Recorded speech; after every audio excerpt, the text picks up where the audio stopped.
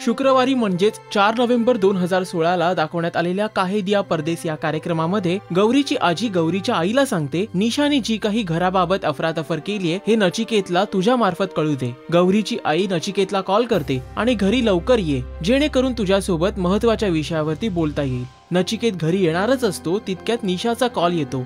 निशा त्याला कॉल करून ताबडतोब माझ्या माहेरी निघून ये असं सांगते। निशा रडतीये हे कळल्यावर नचिकेत निशाच्या माहेरी पोहोचतो। त्यावेळी निशा नचिकेत समोर त्याच्या आई वडील आणि शिव गौरी बद्दल उलटसुलट तक्रार करायला सुरुवात करते आणि तिची आई देखील याला पाठिंबा देते। गौरी आणि शिव निशाच्या माहेरी येतात। गौरी निशाला विनंती करते की तू जिथे कुठे पैसे दडवून ठेवले असतील ते आम्हाला परत कर, त्यामुळे आपलं घर वाचू शकेल।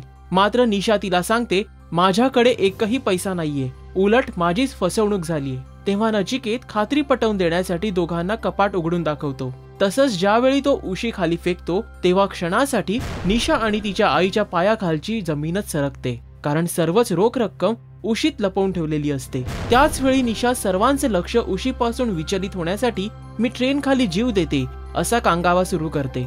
सरतेशेवटी शिव आणि गौरी या कामात असफल ठरतात। त्यानंतर गौरी पूर्णतः खचलेली असते। घर हातून जाणार या विचाराने ती सुन्न होते। मात्र शिव तिला विश्वास देतो, यातून आपण नक्कीच काहीतरी मार्ग काढू। तसंच दोघे मिळून अगदी धीटाने येणाऱ्या परिस्थितीचा सामना करू।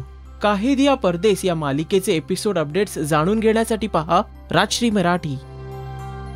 हाय, मी Bhushan Pradhan. Please subscribe to Rajshri Marathi.